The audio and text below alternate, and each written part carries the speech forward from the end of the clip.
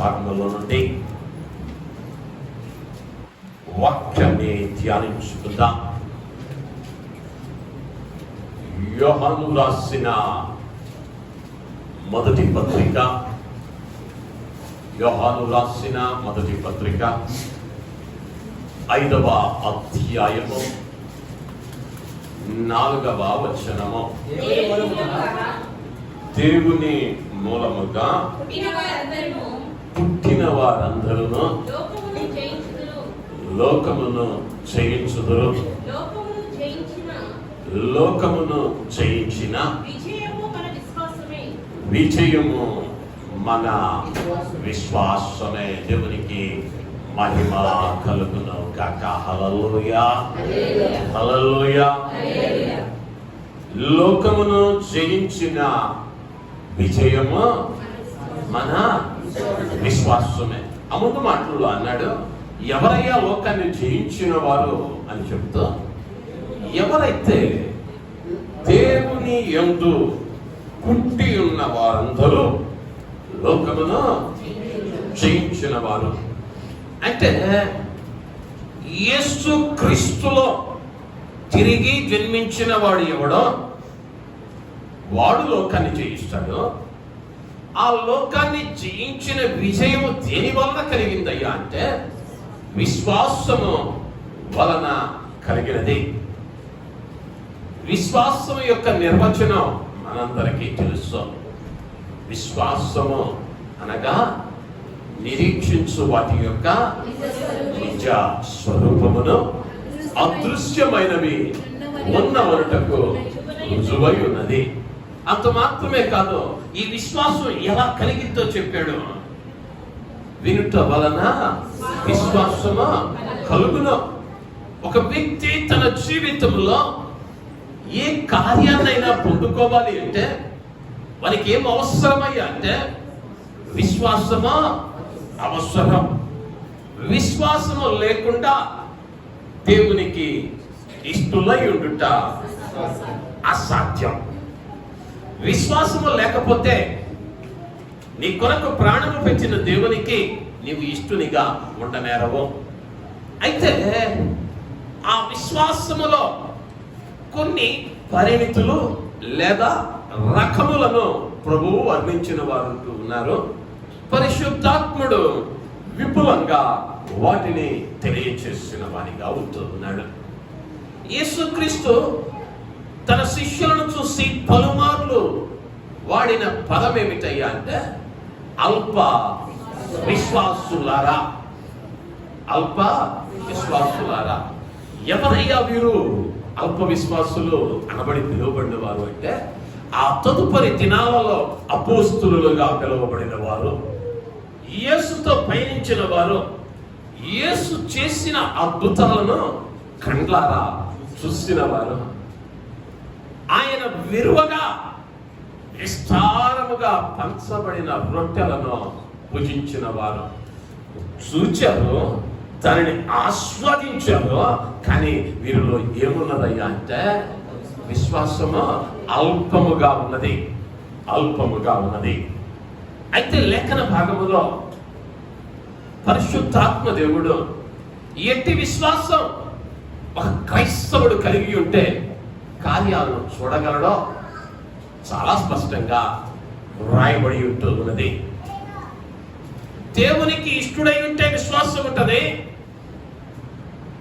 విశ్వాసము లేకుండా దేవునికి ఇష్టలై ఉండలేము. విశ్వాసము అంటే నిరీక్షించు వాటి యొక్క నిజస్వరూపము, అదృశ్యమైనవి ఉన్నమనుటకు రుజువు. ఈ రోజు నువ్వు ఒక కార్యాన్ని గురించి ప్రార్థించినా, అడిగినా, ఎదురు చూసినా దాన్ని నువ్వు ఈరోజు చూడలా, కానీ అది ఒకరోజు పొందుకుంటానన్న విశ్వాసం, నమ్మకం నీలో ఉండాలి.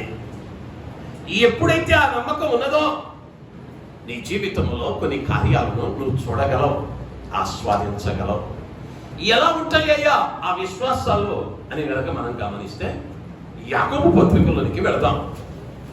యాకోబు పత్రిక 5వ అధ్యాయం 17-18 వచనాలు. ఏలియా మన వంటి స్వభావము కలిగిన మనుష్యుడే వర్షింపకుండునట్లు అతడు ఆసక్తితో ప్రార్థన చేయగా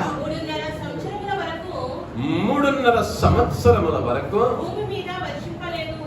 భూమి మీద వర్షింపలేదు. అతడు మరలా ప్రార్థన చేయగా ఆకాశము వర్షమిచ్చెను. దేవునికి మహిమ కలుగును గాక. హల్లెలూయా. ఒక ప్రవక్త ప్రార్థన చేస్తా ఉన్నాడు. ఆ ప్రార్థన వలన 3.5 సంవత్సరాలు వర్షము కురియలేదు. తిరిగి ప్రార్థిస్తే వర్షము కురిసింది. ఆయన గురించి చెబుతూ అన్నాడు, ఏలియా మన వంటి స్వభావము కలవాడే. స్వభావం అంటే ఏంటి? స్వభావం అంటే మన యొక్క ప్రవర్తన, మన అలవాట్లు, మన ఆలోచన. నువ్వు ఎలాగైతే ఈ రోజున ఆలోచిస్తూ ఉన్నావో, ఎటువంటి తలంపులు కలిగి ఉన్నావో, అదే తలంపులు గుండా వెళ్ళిన వాడే ఏలియా. అటువంటి శోధనల గుండా దాటి వెళ్ళిన వాడే ఏలియా. కానీ ఆయన ప్రార్థిస్తే ఏమని ప్రార్థించాడయ్యా అంటే, వర్షింపకుండునట్లు అతడు ఆసక్తితో ప్రార్థన చేయగా 3.5 సంవత్సరాలు భూమి మీద వర్షం పడలా. ఒక మనుషుని ప్రార్థన చేసిందయ్యా అంటే ఆకాశాన్ని ఆపేసింది. ప్రకృతి యొక్క ధర్మం 12 నెలలలో 3 మాసాలు లేదా 4 మాసాలు వర్షం పడాలి. వర్షము గనక లేకపోతే కరువు దేశాన్ని ఏలుబడి చేసింది. అంటే ప్రకృతిని సైతం శాసించే రీతిగా ఒక అసాధారణమైన విశ్వాసాన్ని ఏలియా కలిగి ఉన్నాడు. ఒక అసాధారణమైన విశ్వాస స్థాయిలోనికి నువ్వు వెళితేనే నువ్వేం చేయగలవయ్యా అంటే అద్భుతాలను చూడగలవు. ఒక మందిరంలో ఉపవాస ప్రార్థన పెట్టారు. దేనికయ్యా అంటే వర్షము పడాలని ప్రార్థన చేస్తా ఉన్నారు. అందరూ మందిరానికి వెళతా ఉన్నారు. 3 రోజుల కూడిక ఆఖరి రోజు వెళుతూ ఉన్న సందర్భంలో అందరూ మందిరానికి వెళ్ళారు. ప్రతి ఒక్కళ్ళు బైబిల్ పట్టుకొని వెళ్ళారు. ప్రార్థన చేస్తున్నారయ్యా అంటే, అయ్యా ఈ ప్రార్థన ముగిసేలోపు ఉరుముల మెరుపులతో కూడిన వర్షం కురిపించు. అందరూ వెళ్ళారు మందిరానికి. అయితే వారిలో ఒక చిన్న బిడ్డ మందిరానికి వెళ్తా గొడుగు తీసుకుని వెళ్ళింది. వీళ్ళు వచ్చారు కానీ ప్రార్థన చేశారు కానీ ఏమి లేదు, విశ్వాసమా లేదు. మాటలేమో కోటలు దాటాయి, విశ్వాసం లేదు.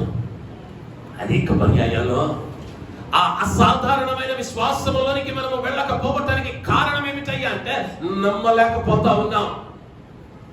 ఆకాశం ఎట్టండి వర్షం పడకుండా ఉంటది. మనం ప్రార్థించినంత మాత్రాన ప్రాక్టికల్ గా ఆలోచించాలి. ఎట్లా ఆలోచించాలి? ప్రాక్టికల్ గా ఆలోచించాలి. ప్రాక్టికల్ గా ఆలోచించేది కాదు బట్టి, పరిస్థితులను బట్టి మార్చబడేది కాదు విశ్వాసం.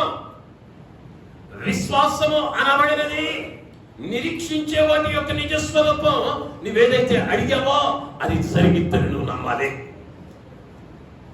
అది ఒకవేళ ప్రకృతికి విరుద్ధమైనదేమో, పరిస్థితులకు అనుకూలము కానిదేమో. అందుకని ప్రభు అన్నాడు, నమ్ముట నీ వలన అయితే నమ్మువానికి సమస్తమా సాధ్యము. ఆకాశము కలుగు చేసింది ఎవరయ్యా అంటే, మేఘాలను కలుగు చేసింది ఎవరయ్యా అంటే, ఋతువులను కలుగు చేసింది ఎవరయ్యా అంటే సజీవుడైన దేవుడే. ఎవరైతే దాన్ని మ్యానుఫ్యాక్చర్ చేశారో వానికి అధికారం ఉంటుంది. ఒక ఫోన్ తయారు చేయబడింది, దానిలో తిరిగి ఏదైనా మార్పు చేయాలి అంటే ఎవడైతే తయారు చేశాడో వానికి మాత్రమే ఉంటుంది. యాపిల్ మొబైల్ ని వివో వాడు మాడిఫై చేస్తాను, సాఫ్ట్వేర్ మారుస్తానంటే చట్టాలు ఒప్పుకో. ప్రకృతిని కలుగు చేసిన వాడే దాన్ని నియంత్రించగలడు. నీ జీవితాన్ని నిర్ధారించినటువంటి సజీవుడైన దేవుడే నీ జీవితాన్ని ఎలాగైనా మార్చగలడు. పాటిన్నా కథ మొత్తం మార్చగలడు, ఏదైనా చెయ్యగలడు. ఆయనకి సమస్తం సాధ్యమే. కానీ నువ్వే చేయాలి అంటే అసాధారణమైన విశ్వాసంలోనికి రావాలి. ఆ అసాధారణమైన విశ్వాసం నీలో ఉంటే ప్రకృతి సైతం మాట వినిద్ది, ప్రకృతి నీకు లోబడిద్ది. ప్రభువు సృష్టిని చేసిన తరువాత ఆదాము అవ్వలను పిలిచి సమస్త జంతువులకు పేర్లు పెట్టమని, ఆ తదుపరి వారికి ఇచ్చిన మొదటి ఆజ్ఞ ఏంటయ్యా అంటే, హక్కు ఏంటయ్యా అంటే, ఈ భూమిని ఏలమన్నాడు. అంటే ఈ భూమి కానీ, ఆకాశం కానీ, సూర్య చంద్ర నక్షత్రాలు కానీ, పశుపక్షాదులే కానీ నీ మాట ఏంటయ్యా, నీ కిందే అయ్యండి. దేవుడు మానవునికి ఇచ్చిన సంగీత నీ కిందే అవి. కానీ ఇప్పుడు వాటిని ఏం చేసుకున్నామంటే మనం మీదేసుకున్నాం. మన కింద ఉండాల్సినవి మనం మీదేసుకున్నాం. అనేక పర్యాయాలు మన విశ్వాస జీవితంలో ఇది జరిగిద్దా, ఇది వెళ్ళవచ్చా, వాక్యానుసారం కానీ ఏది అడిగినా, లేదా నీ భోగించిన నిమిత్తము కాక నీవు అడగగలిగితే, దానిని విశ్వసించగలిగితే, నా దేవుడు సమస్తమును జరిగించుటకు శక్తి కలిగిన వానిగా ఉంటూ ఉన్నాడు. హల్లెలూయా, హల్లెలూయా. అంతేకాదు, ఓ ముగ్గురు యవ్వన బాలురు వారి విశ్వాసాన్ని చూస్తే ఆశ్చర్యానికి లోనవుతాం. 3వ అధ్యాయం దానియేలు గ్రంథం 24-25 వచనాల్లో రాజుకు నెబుకద్నెజరు ఆశ్చర్యపడి తీవ్రముగా లేచి మేము ముగ్గురు మనుషులను బంధించి ఈ అగ్నిలో వేసితిమి కదా అని తన మంత్రులను అడిగాను. వారు రాజా సత్యమే అని రాజుతో ప్రత్యుత్తరం ఇచ్చిరి. అందుకు రాజు నేను నలుగురు మనుషులు బంధకములు లేక అగ్నిలో సంచరించుచుండుట చూచుచున్నాము. వారికి హాని ఏమీ కలుగలేదు. దేవుని నామానికి మహిమ కలుగుగాక. హల్లెలూయా. రాజుకు నెబుకద్నెజరు షడ్రక్, మేషక్, అబేద్నెగో అనే ముగ్గురిని అగ్నిగుండంలో వేశాడు, బంధకాలతో వేశాడు. ఇప్పుడు బంధకాలు లేకుండా నలుగురు సంచరిస్తా ఉన్నారు. అక్కడ అంటాడు, రాజుకు నెబుకద్నెజరు ఆశ్చర్యపడి తీవ్రముగా లేచి, మనకు అర్థం అవ్వాలి అంటే ఆవేశంగా లేచాడు. ఇప్పుడు తట్టుకోలేకపోయాడు ఆ పరిస్థితి. వేసింది ముగ్గురైతే నలుగురు కనిపిస్తున్నారైతేనే ఆవేశంతో లేచి మంత్రులను పిలిచి తన సందేహాన్ని నివృత్తి చేసుకుంటా ఉన్నాడు. దానికి ముందు ఈ యవ్వనుల యొక్క విశ్వాసాన్ని మనం గమనిస్తే రాజు అంటా ఉన్నాడు, మీరు గనక ఆఖరి అవకాశం ఇప్పుడైనా ఆ విగ్రహానికి నమస్కరిస్తే మిమ్మల్ని వదిలేస్తానంటా ఉన్నాడు. అయితే ఆ యవ్వన బాలురు దానికి ప్రత్యుత్తరముగా వారంటా ఉన్నమాట, ఇందును గూర్చి నీకు ప్రత్యుత్తరం ఇవ్వవలసిన చింత మాకు లేదు. మేము సేవించుచున్న దేవుడు మండుచున్న వేడిమి గల ఈ అగ్నిగుండము నుండి మమ్మల్ని తప్పించుటకు సమర్థుడు. ఆయన మమ్మలను రక్షించును. ఉందండి, 50 అడుగుల ఎత్తుకు ఎగిసి పడతా ఉన్నాయి మంటలో. ఇంతకు ముందు అంత లేవు, 7 ఎత్తులు చేశాడు అగ్నిగుండాన్ని. ఆ అగ్నిగుండము ఎదుట ఒక శిలాఫలకం ఉన్నదని చరిత్రకారులు, భౌగోళిక శాస్త్రవేత్తలు త్రవ్వకాలలో కనిపెట్టారు. దాని మీద ఉన్నటువంటి పేర్లు ఇంచుమించు 126 పేర్లు ఉన్నాయి. వీరంతా అగ్నిగుండములో వేయబడి చనిపోయిన వారు. ఆఖరి పేర్లో 24, 25, 26, 124, 125, 126 పేర్లో షడ్రక్, మేషక్, అబేద్నెగో అను వారి పేర్లు రాయబడి ఉన్నాయి. అక్కడతో అగ్నిగుండం ఆపేశాడు రాజు. కారణం ఏంటయ్యా అంటే ఈ ముగ్గురు యవన వాళ్ళు అంటా ఉన్నారు, మా దేవుడు మమ్మల్ని రక్షించుటకు సమర్థుడు. వీళ్ళ విశ్వాసానికి దండం పెట్టేయాలి. ఎదురుగా అగ్నిగుండం. ఇంతకు ముందే 123 మంది వెళ్ళిపోయారు. వాస్తవానికి ఏమనుకోవాలయ్యా అంటే అగ్నిగుండం దాకా వచ్చిన దాకా విశ్వాసం ఉన్నా ఆ పలక చూసి ఆ పేర్లు చూడంగానే కాళ్ళలో ఉనుకు పుట్టాలి. ఎందుకయ్యా అంటే సాగు అరడుగు దూరంలో ఉంది.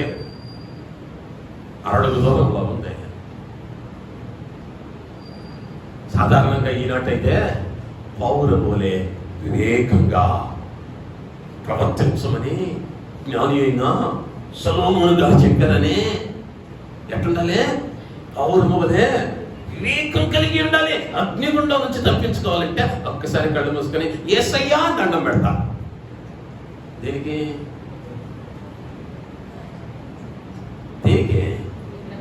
విగ్రహానికి. కానీ నేను దండం పెట్టినా ఏమన్నాను? యేసయ్యానే అన్నా. తెలియదు వాళ్ళకి. షడ్రక్, మేషక్, అబేద్నెగోలకు అట్లా చేయాలని తెలియదా? తెలుసు.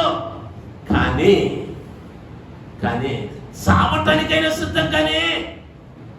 మరి విశ్వాసం ఎట్టంటిదయ్యా అంటే అసాధారణమైన విశ్వాసం. దేవుడు మమ్మల్ని తప్పించుటకు సమర్థుడు. ఆ చివరి మాట్లాడతాడు, ఒకవేళ ఆయన రక్షించకపోయినా రాజా ఈ దేవతలను మేము పూజింపమనియో నీవు నిలువబెట్టించిన బంగారు ప్రతిమకు నమస్కరింపమనియో తెలుసుకోయా. బుద్ధి లేని ఓ రాజా, నువ్వు భయపెట్టినా, నువ్వు చంపుతానన్నా మేమేం చేయమయ్యా అంటే ఆయనకు తప్ప మరి ఒకరికి మొక్కం. మా విశ్వాసం అది. మా విశ్వాసం ఏంటయ్యా అంటే ఆయనను మాత్రమే పూజిస్తాం, ఆయనకు మాత్రమే నమస్కరిస్తాం. అది మా దేవుడిచ్చిన ఆజ్ఞ. నువ్వేదో భయపెట్టావని, తాత్యాకు సొప్పుళ్ళు చేసావని నేనేం చేయనయ్యా అంటే నా విశ్వాసం నుంచి నేను తొలగిపోను అని కూడా ఏమంటాడయ్యా అంటే ఆయన ఒకవేళ మమ్మల్ని రక్షించకపోయినా సావటానికైనా సిద్ధమే.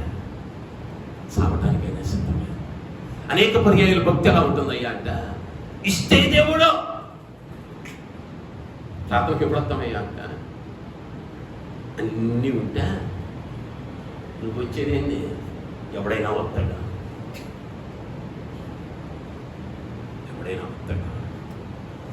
విశ్వాసి ఎలా ఉంటాడయ్యా అంటే హృదయములో బ్రద్దలైపోయే వేదనున్నా ముఖముపై చిరునవ్వుతో ఆయన ఆరాధిస్తాడు. హల్లెలూయా, హల్లెలూయా. అది విశ్వాసం యొక్క నిజ స్వరూపం. అనేక పర్యాయాలు సమస్య ఎదురుందని, కష్టం ఎదురుందని, ఇంతటితో జీవితం అయిపోయింది ఈ సమస్యలోని నిరుత్సాహంలో ఉన్నావేమో, నువ్వు నమ్మగలిగితే, నీ విశ్వాసము నా ప్రభువు మీద నిలువ పెట్టగలిగితే, అది అసాధారణమైన విశ్వాసముగా ఉండగలిగితే, ఎవరైతే నిన్ను చూశారో ఏదైనా వారు ఆశ్చర్యపడినట్లుగా ఇప్పుడు రాజు తీవ్రముగా లేచి వారిని బయటకు తీసుకుని వచ్చి వారి వస్త్రాల వాసన చూస్తున్నారా, వారి జుట్టును పరిశీలిస్తా ఉన్నారా, వారి వస్త్రములే కానీ పొగసూరిన వాసన కూడా వారి దేహాలను అంటలా. ఎక్కడ చూశాడయ్యా వీళ్ళు ఇంతకు ముందు అంటే అగ్నిలో బంధకములు లేక నడుచుచున్నారు, బంధకాలు లేక నడుచుచున్నారు. అగ్నిలో నడిచిన అవేం చేయవయ్యా అంటే నిన్ను కాల్చు చాలు, సమస్యల గుండా నువ్వు వెళుతూ ఉన్నా ఆ విశ్వాసం నీలో ఉంటే ఆ సమస్యలు నిన్ను జయించవు, నీవు సమస్యలు జయించిన వారివిగా మారతావు. హల్లెలూయా, హల్లెలూయా. నీకేం కావాలి అంటే నా ప్రభువు చేస్తాడు, చేయ సమర్థుడు ఆయన. అంతే, దానిలో సందేహం ఉండకూడదు, సందేహం ఉండకూడదు. ఎప్పుడైతే అట్టి విశ్వాసాన్ని నీ ఆత్మీయ జీవితంలో అలవర్చుకుంటావో నీ జీవితం ఆశీర్వదింపబడింది, అద్భుతాలను నువ్వు చూడగలవు. యేసుక్రీస్తు వారు ఆయన చేసిన మొదటి అద్భుతం కానాను వివాహంలో నీటిని ద్రాక్షారసంగా మార్చాడు. శిష్యులను పిలిచాడు. ఆ 12 రాతిబాణాలను నీటితో నింపమన్నాడు. నింపామన్నారు. వెంటనే అన్నాడు, వాటిని విందు ప్రధాని దగ్గరకు తీసుకుని వెళ్ళమన్నాడు. విందు ప్రధాని ఏమడిగాడయ్యా అంటే, ద్రాక్షారసం అయిపోయిందయ్యా, ద్రాక్షారసం కావాలన్నాడు. ఇప్పుడు యేసు అంటామన్నాడు, పోసిన నీళ్ళని మళ్ళీ తీసుకెళ్ళమంటున్నాడు. ఇప్పుడు శిష్యులు ఈ మోడర్న్ కాలంలో ఉన్నట్లయితే పొరపాటున అయ్యా నీళ్లు కదా పోసాం, ఏమీ కలపలేదు కదా అని సందేహాన్ని వెలిగించి ఉండేవారేమో. కానీ శిష్యులు అక్కడ మారు మాట్లాడలా. ఒకవేళ మాట్లాడితే రాయబడి ఉండేది. తీసుకుని విందు ప్రధాని దగ్గరికి వెళితే ఇప్పుడు ఆయన అంటున్నాడు, అయ్యా ఏ వివాహంలోనైనా ముందు మంచి ద్రాక్షారసం పోసి ఆఖరణ సబ్బు ద్రాక్షారసం అంటే పలుచనిది, అధికమైన మత్తులు అనేది ఇస్తారు.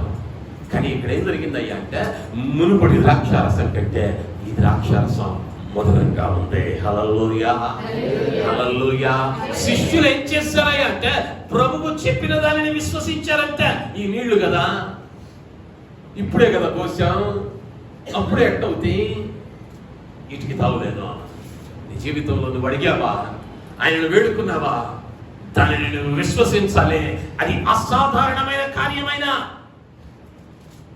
ప్రవక్త అంటాడు యెహోషువ గ్రంథంలో, సూర్యుడా నీవు గిబియోనులో నిలువము, చంద్రుడా నీవు అయ్యాలోను నీవు లోయలో నిలువము అనగా సూర్యుడు నిలిచెను, చంద్రుడు ఆగెను. ఆ తర్వాత మాట్లాడతాడు, దానికి ముందే కానీ దాని తరువాతే కానీ ఒక నరుని ప్రార్థనను విని అంతటి అద్భుతం జరగలేదని యెహోషువ గ్రంథంలో పరిశుద్ధాత్ముడు రాశాడు. అంటే నీ విశ్వాసము అసాధారణమైనదైతే ఆకాశపు తుమ్ములను మూసేయొచ్చు, వర్షం పడదు. నువ్వు అడిగితే వర్షం పడితే, సూర్యుడు నాగమంటే ఆగిద్ది, చంద్రుడు నాగమంటే ఆగిద్ది. అగ్ని కాలతమ్మాను అంతే ఉండో స్వభావాన్ని మార్చుకునేద్ది. భక్తుడు రాశాడు, అగ్నిలో నడిచిన జ్వాలలు నన్ను కాల్చ చాలవు, జలములలో పడి నేను వెళ్ళినా అవి నా మీద పొరలే పారవు. సమస్యలు అలా కనిపించవచ్చు, ఇబ్బందులు అలా కనిపించవచ్చు, అయిపోతుందంతా అనిపించవచ్చు. కానీ నీ విశ్వాసం ఏమవ్వాలయ్యా అంటే నిజదేవుని మీద ఉండగలిగితే, అటు విశ్వాసాన్ని కలిగి ఉండగలిగితే నువ్వేం చూడగలవయ్యా అంటే అద్భుతాలను చూడగలవు. మొదటిగా నీ విశ్వాసం ఎలా మార్చబడాలయ్యా అంటే అది అసాధారణమైన విశ్వాసంగా మార్చబడాలి. రెండవదిగా మనం గమనిస్తే మార్కు సువార్తలోనికి వెళదాం. మార్కు సువార్త 11వ అధ్యాయము 22-23 వచనాలు. అందుకు యేసు వారితో ఇట్లనెను,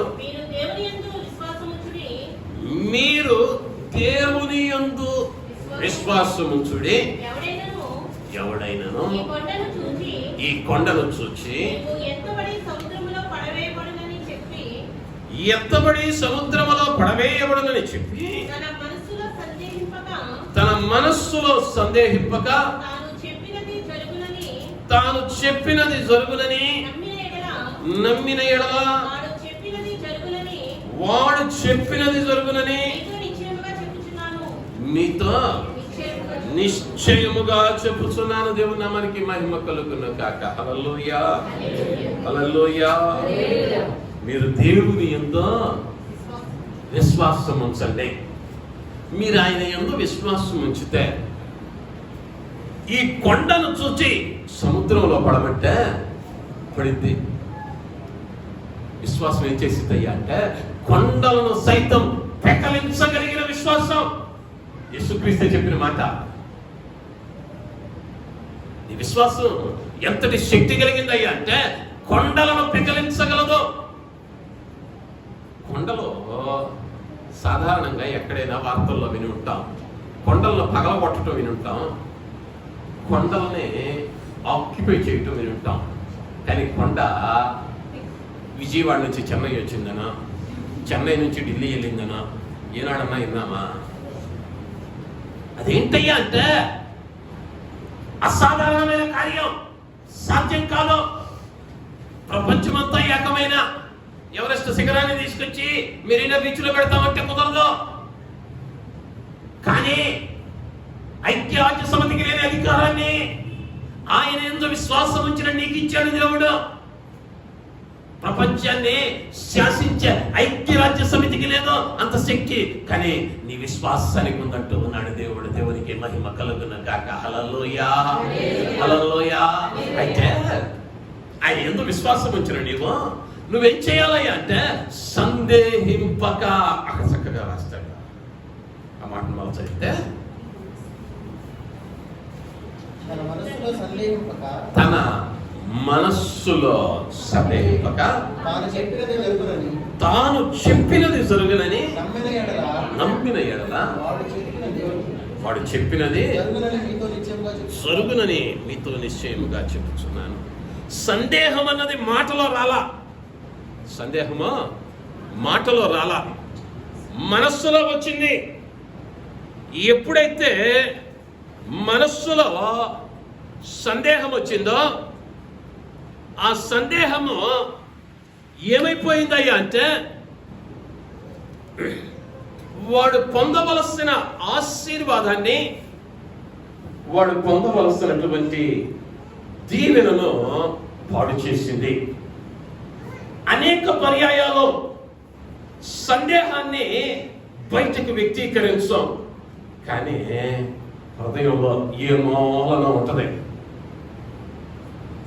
జరిగిద్దో జరగదో, అవుతుందో అవదో, ఏదో మొన్న ఉంటూనే ఉంటుంది. బయట వాతావరణం మబ్బులు పట్టి ఉంది. ప్రార్థన చేస్తానికి వచ్చాం. ఏం ప్రార్థన చేసామయ్యా అంటే, అయ్యా మేము గృహానికి చేరినంత వరకు వాతావరణం నీ ఆధీనంలో ఉంచుకో. అయితే ఇంటి దగ్గర బయలుదేరినప్పుడే మబ్బులు పట్టి ఉంది. మందిరానికి వచ్చి చేసిన ప్రార్థన ఏందయ్యా అంటే, వర్షం నేను తిరిగి ఇంటికి వచ్చేదాకా పడకూడదు. కానీ మొత్తం ఏం తెచ్చామయ్యా అంటే, ఎందుకు ప్రార్థన చేసావుగా అంటే నువ్వేం చేయలేదయ్యా ప్రార్థన అంటే విశ్వసించవా? అనేక పర్యాయాలు దేవుడు విశ్వాసానికి ఓ గొప్ప ఆధిక్యతను ఇచ్చినప్పటికీ సందేహిస్తా ఉంటాం. అయ్యో ఇంత పెద్ద కార్యాన్ని తలపెట్టామే, మనం చేయగలమా? మన ప్రతిరోజు ప్రార్థన, అయ్యా కార్యానికి ముందు నీ ముందు నడిపించు. ఆయనకు అప్పగించేశాం. ఆయన అన్నాడు, ప్రయాసపడి భారము మోయు సమస్త జనులారా నా యొద్దకు రండి, నేను మీకు విశ్రాంతి కలుగచేతను. దేవుని మనకి మహిమ కలుగును గాక. హల్లెలూయా, హల్లెలూయా. ఈరోజు వాక్యాన్ని పంపించే పొద్దున్నే నీ భారము చాలా సంతోషం అమ్మా. చదువుతున్నారు కొంతమంది అన్నా, కొంతమంది దాన్ని ఓపెన్ కూడా చేయట్లా. దేవుడు మిమ్మల్ని దీవించును గాక. హల్లెలూయా, హల్లెలూయా. చదవటానికి ఆ ఒక్క నిమిషమైన దేవుడికి సమయం ఇచ్చును గాక. ఎందుకయ్యా అంటే ఈరోజు విశ్వాసాల్లో ఆ ఒక్క నిమిషం ఉంటుందా? ఆ ఒక్క నిమిషం ఉంటుందా? మీరు పంపించింది తప్ప అన్ని చదువుతామంటే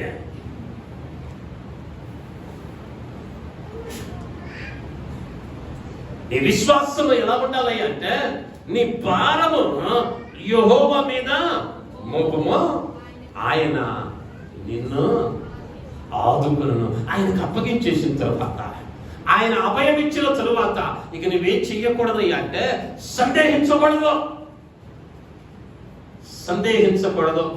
నువ్వు సందేహింపక ఆయనను కనుక వేడుకున్నట్లయితే కొండలను సైతము కదల్చగలిగిన విశ్వాసాన్ని ఆయన ఇచ్చేటువంటి వారిగా ఉంటున్నాడు. దేవునికి మహిమ కలుగును గాక. హల్లెలూయా, హల్లెలూయా.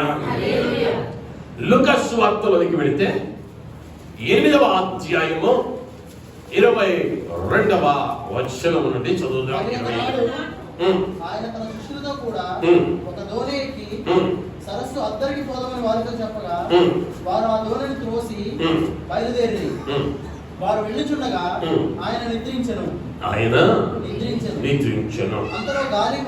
అంతలో గాలివాన సరస్సు మీదకి వచ్చి దోణి నీళ్లతో నిండినందున వారు అపాయకరమైన స్థితిలో ఉండిరి. కనుక ఆయన యొద్దకు వచ్చి ప్రభువా నశించిపోవచ్చున్నామని చెప్పి ఆయనను లేపిరి.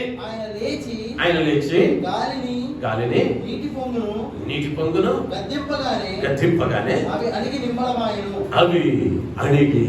నిమ్మళమాయెను. దేవుని మనకి మహిమ కలుగును గాక. హల్లెలూయా. శిష్యులు యేసుక్రీస్తు వారు ఆ సరస్సులో అద్దరికి ప్రయాణం అయి వెళ్తా ఉన్నారు. ఆ సమయంలో గాలి, వాన, తుఫాను సంభవించింది. యేసు ఎక్కడ నిద్రపోతున్నాడు? ఎక్కడమ్మా? దోణిలో. లో అంటే పైన కాదు, అంతేగా.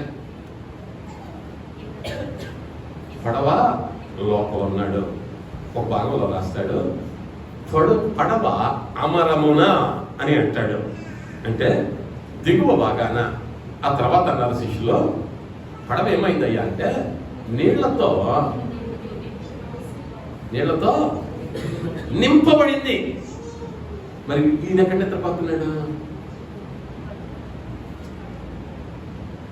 పడవ లోపల అన్నారు, పడవేమో నిండిపోయింది అన్నారు.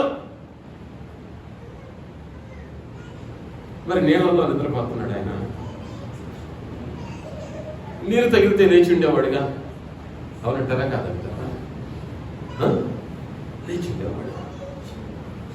ప్రభు ప్రశాంతంగా నిద్రపోతా ఉంటే వెళ్ళి లేపి, ప్రభువా మేము నశించిపోతున్నాము, నీకు చింత లేదా? అదే పడవలో ఆయన కూడా ఉన్నాడు. ఇప్పుడు నశించిపోతే వారితో పాటు ఆయన కూడా నశించిపోతాడు. వీళ్ళకేమైందయ్యా అంటే పరిస్థితి చూడగానే భయం వేసేసింది. ఇంతకుముందు యేసుక్రీస్తు వారు తగిమా పో అంటే చూసారు, ఇళ్ళు చప్పట్లు కొట్టారు, హల్లెలూయా స్తుతి మహిమ పాట పాడారు. ఇప్పుడు వర్షం పడుతుంటే గాలొస్తుంటే మళ్ళీ ఆయన దగ్గరికి వెళ్ళి, అయ్యా నీకు చెప్తలేదా? ఇప్పుడు ఏసులేసి ఏం చేస్తున్నాడు అయ్యా అంటే, ఈయన విశ్వాస పరిమాణాన్ని చూస్తే గాలిని నీటిని గద్దింపగా అవి నిమ్మళమాయను. దేవునికి మహిమ కలుగును గాక. హల్లెలూయా, హల్లెలూయా. యేసు యొక్క విశ్వాసం ఎలాంటిదయ్యా అంటే గద్దించుడి విశ్వాసం. మీరు ఎక్కడైనా మీటింగుల్లో కానీ లేదా మందిరాల్లో కానీ ఏ పాస్టర్ అన్నా, ఏ సువార్థికుడు అన్నా, ఏ ప్రవక్త అన్నా దెయ్యాలు నిలబట్టడం చూసారా? చూసారా? ఎక్కడన్నా ఏ పాస్టర్ అయినా ఎంతటి మృదు స్వభావమైనా దాని దగ్గరికి వెళ్ళి అమ్మా ఎత్తావా, అయ్యా ఎత్తావా అని ఎక్కడ చూసారా? ఏమనాలి అంటే సాతానా పో అనాలంటే. ఆ గద్దించేటువంటి విశ్వాసం గద్దించడి వాడిలో ఉండాలి. పొరపాటున కనుక నువ్వు లోకంలో బతుకుతా వెళ్ళి ఎవరికైనా దయ్యం పట్టిందని ఆదివారం మందిరంకి వెళ్ళి వచ్చానని గబాలను పో అంటావేమా, జాగ్రత్త, నిన్ను పంపించింది.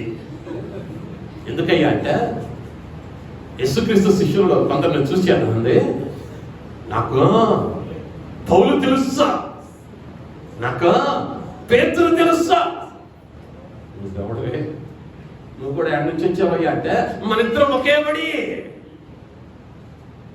కాకపోతే నేను ఇప్పుడు దెయ్యంగా మారాను, నువ్వు మారటానికి ఇంకా సమయం ఉంది అంటారా కాదంటారా? నేనేమో దెయ్యమయ్యా, నువ్వు మారటానికి ఇంకా సమయం ఉంది, ఎందుకంటే నువ్వు ఇంకా ప్రాణంతో ఉన్నావు కాబట్టి. అనేక పర్యాయాల్లో మన విశ్వాసం భయపడేదిగా ఉంటుంది కానీ గద్దించేదిగా మారటంలా. కారణం విశ్వాసములో ఎదుగుదల లేదు. విశ్వాసంలో ఎదిగితే ఏమవుతావయ్యా అంటే సాతానా నా వెనక్కి అంటావు. సమస్యను చూసి భయపడవు, సవాళ్ళను చూసి భయపడవు, వస్తున్నటువంటి ఆ ఉపద్రవాన్ని చూసి కంగారు పడవు. ఏం చేస్తావయ్యా అంటే నీ చేతులు ఎప్పుడు ఆకాశం వైపు ఉంటాయి. ఆయన నన్ను రక్షించటానికి సమర్థుడు, పో అంతే. కనుకంటే విశ్వాసాన్ని కలిగి ఉండగలిగితే ఎదిరించడి విశ్వాసం, ఎదిరించడి విశ్వాసాన్ని విశ్వాసం కలిగి ఉండాలి.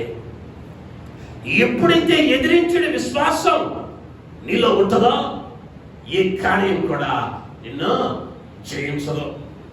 ఎలాంటి విశ్వాసాన్ని ప్రభువు కోరుతూ ఉన్నాడో అన్నదాన్ని మనం గమనించాం. మొదటిగా ఏంటయ్యా అంటే అసాధారణమైన విశ్వాసం అయి ఉండాలి. ఇవి జరగవు, ఇవి కావు అన్నవి కూడా నీవు అడిగితే నా ప్రభువు చేయగలిగిన వారిగా ఉంటున్నాడు. రెండవదిగా కొండలను పెకలించగలిగిన విశ్వాసం, కొండలను పెకలించగలిగిన విశ్వాసం. మూడవదిగా ఎదిరించి విశ్వాసం లేదా గద్దించు విశ్వాసం. అపోస్తుల కార్యముల గ్రంథం 27వ అధ్యాయం 25వ వచనంలోకి వద్దాం.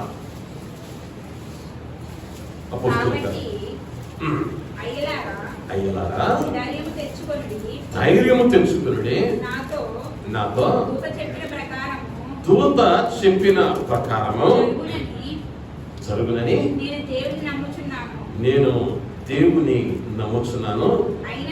అయినను మనము పట్టుకొని పోయి పడవలసి ఉండనని చెప్పిన ప్రభునామానికి మహిమ కలుగును గాక. హల్లెలూయా. అపోస్తలుడైన పౌలు గారి యొక్క విశ్వాసాన్ని ఇక్కడ మనం చూస్తాం. ఆయన అంటా ఉన్న మాట ఏంటయ్యా అంటే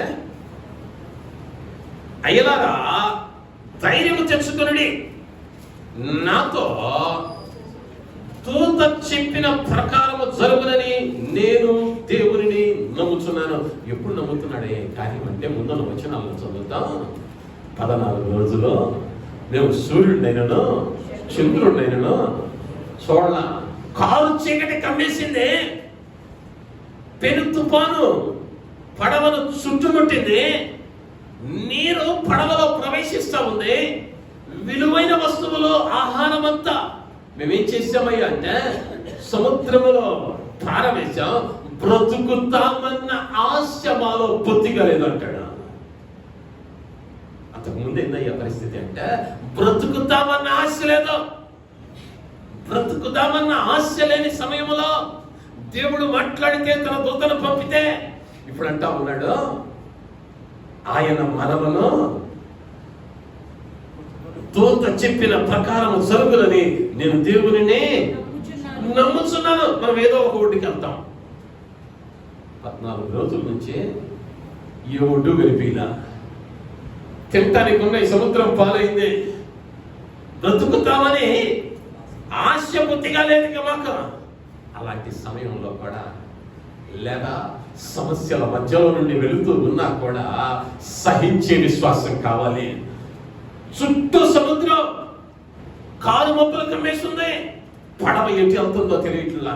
అయినప్పటికీ పౌలు గారి విశ్వాసం ఏంటయ్యా అంటే, నా దేవుడు నన్ను రక్షిస్తాడు, నా దేవుడు నన్ను కాపాడుతాడు.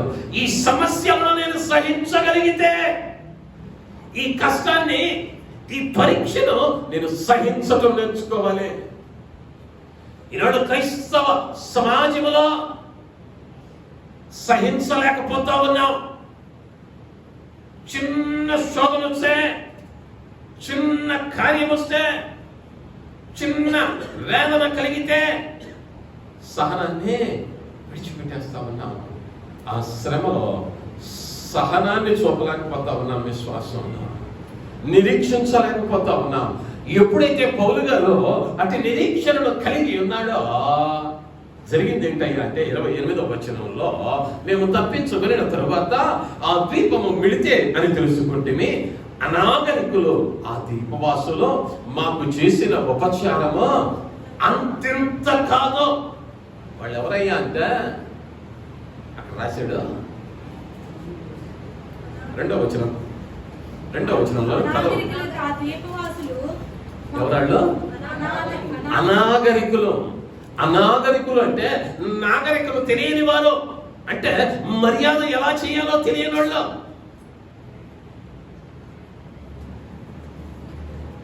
శోధనను సహించాడు, విశ్వాసాన్ని కోల్పోగా సహనము కలిగిన విశ్వాసాన్ని ప్రదర్శించాడు, ఆ సహనాన్ని ఇతరులకు బోధించాడు.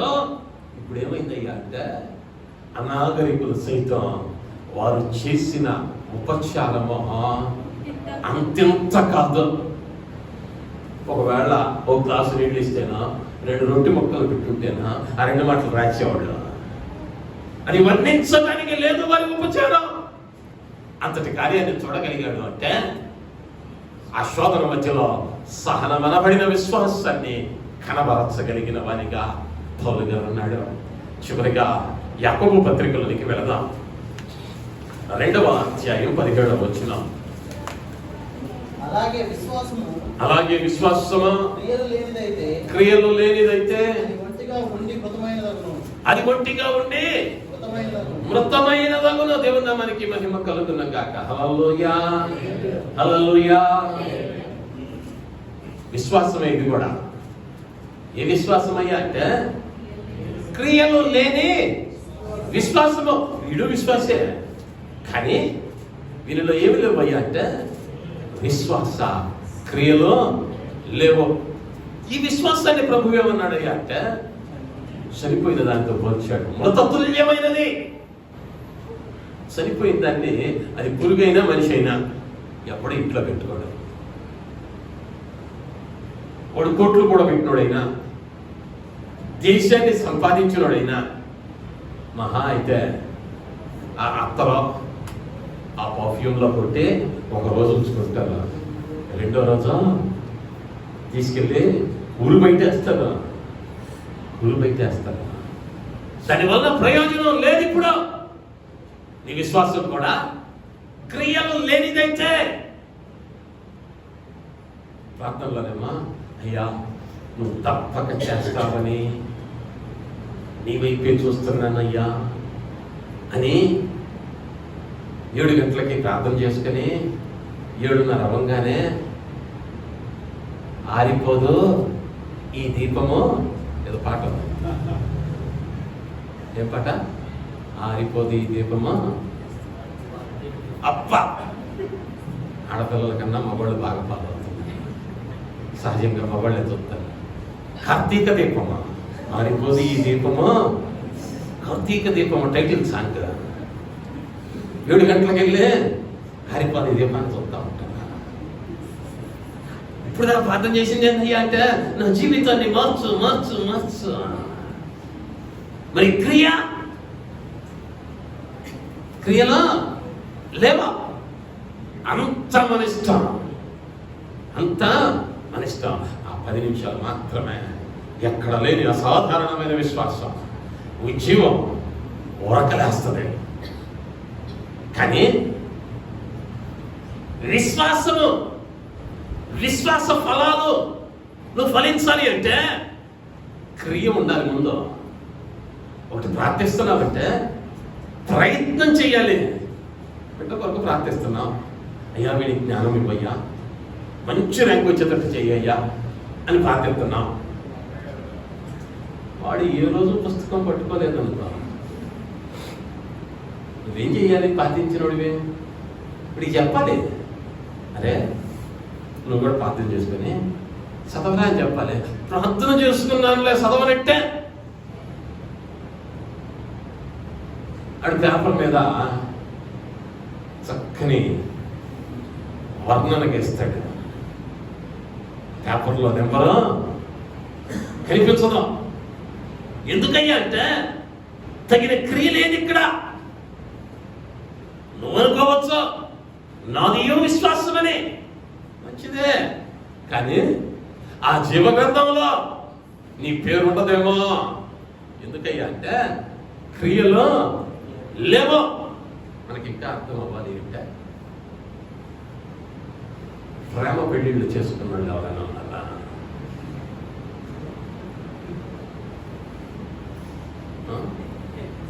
ఉన్నారు లేదు ఒకళ్ళిద్దరు.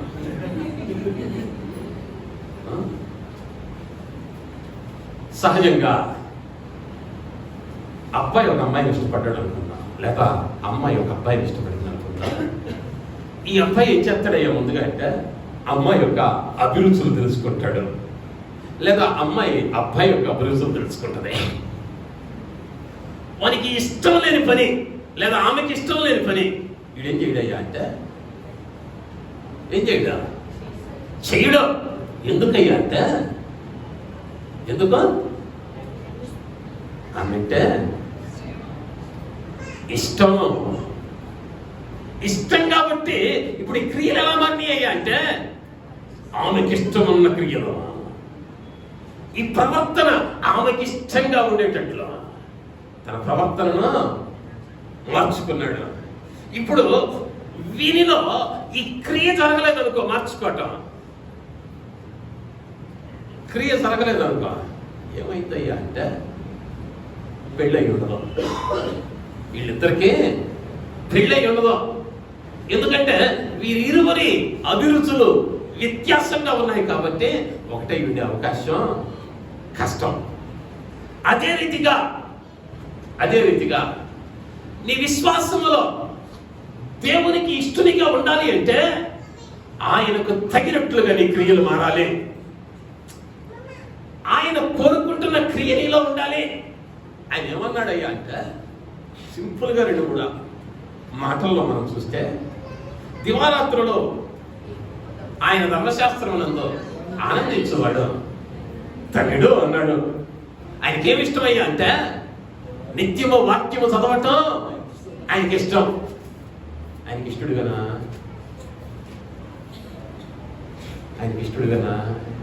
ఇప్పుడు నీది విశ్వాసమే, నేను కాదంటున్నా, కానీ అది క్రియ లేని విశ్వాసమేమో పరీక్షించుకో. వాక్యం చదవటానికి సమయం ఇవ్వట్లా. మరి ఆయన ఎట్లా ప్రేమిస్తాడు నిన్ను?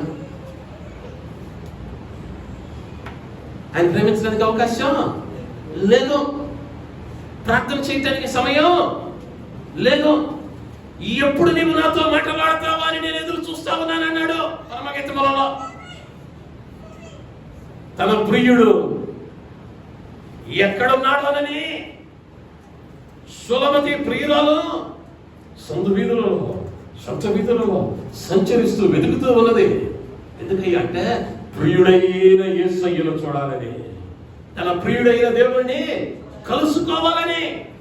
మరి నీ ఆత్మీయ జీవితంలో ఆయన మాటలను వెతకాలని ఆయనను కనుగొనాలని ఏనాడైనా వెతికమ్మా? ఆయనకి ఇష్టమైన కార్యంగా,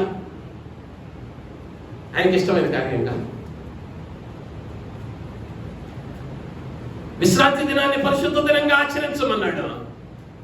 ఆచరిస్తున్నామా? క్రియ జరుగుతుందా లేదా? నీ సంపాదన అంతట్లో 10వ భాగమా ఆయన మందిరంలో సమృద్ధి ఉండనట్లు తీసుకుని రమ్మన్నాడే. క్రియలో కనబరుస్తున్నామా? నేను ఒక మాట అడుగుతా, ప్రభుకి ఎవరు కావాలయ్యా అంటే నేను ఎప్పుడు చెప్పే మాట, 99 మార్కులు వచ్చే స్టూడెంట్ ఆయనకు అక్కర్లా, 100 మార్కులు వచ్చేవాడు కావాలి. అయ్యా ప్రార్థన చేస్తున్నా, ఉపవాసం ఉంటున్నా, బైబిల్ చదువుతున్నా, రోజుకి 4 సువార్త చదువుతున్నా, ఇది ఒక్కటి మాత్రం అడగొద్దయ్యా అన్న వరకు, ఇది ఒక్కటి మాత్రం అడగొద్దు అన్నావయ్యా అనుకో, ఆయన అంటాడు నన్ను ఏది అడగమాక అంటాడు. నువ్వు ఒకటే అన్నావు, ఆయన ఏది అడగొద్దు అంటాడు. ఎందుకయ్యా అంటే సగం సగం ఆయనకు అక్కర్లా. ఆయనకేం కావాలయ్యా అంటే పూర్ణ బలం, పూర్ణ శక్తి, పూర్ణ ఆత్మ. ఆయన ఆరాధించేవాళ్ళు అలా ఆరాధించాలి. ఈనాడు అనేక మందివి విశ్వాసం అనుకుంటూ ఉన్నావు, విశ్వాసంలో ఏమి లేవు అయ్యా అంటే క్రియలు లేవు. విశ్వాసంలో క్రియలు లేవు. ఓ కష్టం ఉంది, లేదా నీకు 100 రూపాయలు అవసరం, ప్రార్థన చేసావు, అయ్యా ఏదైనా ద్వారం తెలుగు అని ప్రభు ఏదో సిద్ధపరిచాడు, ఎవడో రాబోతా ఉన్నాడు, ఇవ్వబోతా ఉన్నాడు. మనకేమైందయ్యా అంటే ఈరోజు 31 కదా, 1వ తారీఖు అవసరం అనుకో, 31 రాత్రి దాకా చూస్తాం. 1వ తారీఖు ఉదయాన్ని ఏం చేస్తామయ్యా అంటే ఇంకా ఎవడు రాడు. ఆయన ఏం చేస్తా ఉంటాడయ్యా అంటే నీ విశ్వాసాన్ని పరీక్షిస్తూ ఉంటాడు. ఈ లోపు నువ్వేం చేస్తావయ్యా అంటే ఫోన్ తీసుకొని 100 రూపాయలు ఇవ్వగలిగిన వాడు ఎవడున్నాడా ఎదుగుతూ ఉంటావు. ఇప్పుడు దాన్ని బట్టి నీ విశ్వాసం ఏంటయ్యా అంటే ఆయన ఇవ్వకపోతే ఇడుతాడు. నీ విశ్వాసంలో ఏమి ఏర్పడిందయ్యా అంటే సందేహం ఏర్పడింది. కాబట్టే పక్క చూపులు చూసాం. ఆయనను ఆశ్రయించు నరుడు ధన్యుడు అని చెప్పింది. నీ విశ్వాసం ఎలా ఉండాలయ్యా అంటే అది అసాధారణమైనదిగా ఉండాలి. అది అసాధారణమైనదిగా మార్చబడగలిగితే, ఆ స్థాయికి నువ్వు ఎదగగలిగితే అద్భుతాలను నువ్వు చూడగలవు అనటంలో ఎటువంటి సందేహము లేదు అన్న విషయాన్ని నేను జ్ఞాపకం చేస్తూ ఉన్నాను. రెండవదిగా కొండలను ప్రకలించగలిగిన విశ్వాసాన్ని ఆయన నీకు ఇచ్చాడు. నువ్వేం చేయాలి అంటే సందేహింపక అడిగిన వాటిని పొందుకొని ఉన్నానని నీవు నమ్మాలి. రెండవది ఎదిరించడి విశ్వాసము. సమస్యను ఎదిరించగలిగిన స్థితిలో ఉండాలి, సాతానును ఎదిరించగలిగిన స్థితిలో ఉండాలి, లోకాన్ని ఎదిరించే స్థితిలో నువ్వు ఉండాలి. లోకములో ఒకటి వైపోకూడదు. యా నలుగురితో కలిసి వెళ్ళాలి కదండి,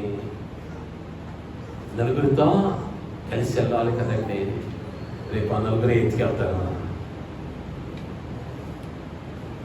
అనేక పర్యాయాలు రాజీ పడిపోతూ ఉంటాం, విశ్వాసాన్ని తాకట్టు పెట్టేస్తూ ఉంటాం.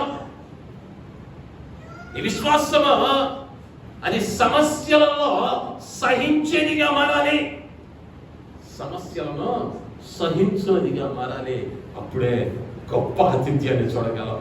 ప్రాముఖ్యంగా ఏముండాలయ్యా అంటే ఈ విశ్వాసంలో క్రియలు కనబరిచే విశ్వాసం. ఇప్పుడు గొప్పోడు అని చెప్పి నువ్వేమో ఆయన ఎలాంటి వాడయ్యా అంటే ప్రేమమయుడు. ఆయన అంటే నాకు ప్రేమ అండి అని ఇంట్లో భార్యను ప్రేమించలేకపోతే, ఇంట్లో భర్తను ప్రేమించలేకపోతే, ఇంట్లో బిడ్డలను ప్రేమించలేకపోతే క్రియ ఉందా? విశ్వాసపు క్రియ లేదే. విశ్వాస క్రియలు నీలో లేనప్పుడు అది చచ్చిందాతో సమానం. దేవుని కార్యాన్ని నీవు చూడలేవు. దేవుని కార్యాన్ని చూడాలి అంటే నీ విశ్వాసం అసాధారణమైనదిగా మారాలి, ఎదిరించేదిగా మారాలి, కొండలను పెకలించగలిగేదిగా మారాలి, సహించేదిగా మారాలి. అటు విశ్వాసాన్ని దేవుడు మనకి ఇచ్చులాగు. తలలు ఉంచుదాం. చిన్న ప్రార్థన. కృప కలిగిన మా యేసయ్య, దయగలిగిన మా నీ బంగారు పాదాలకు వందనాలు, స్తుతులు. అయ్యా, విశ్వాసాన్ని గురించి నువ్వు మాట్లాడిన మాటకు వందనాలు. అయ్యా, అతి అసాధారణమైన విశ్వాసం. షడ్రక్, మేషక్, అబేద్నెగోలు, ఏలీయా ప్రవక్త, అయ్యా యెహోషువ రాజు, అయ్యా కలిగినటువంటి అతి అసాధారణమైన విశ్వాసం. అయ్యా నీల అపవాదిని ఎదిరించని విశ్వాసం.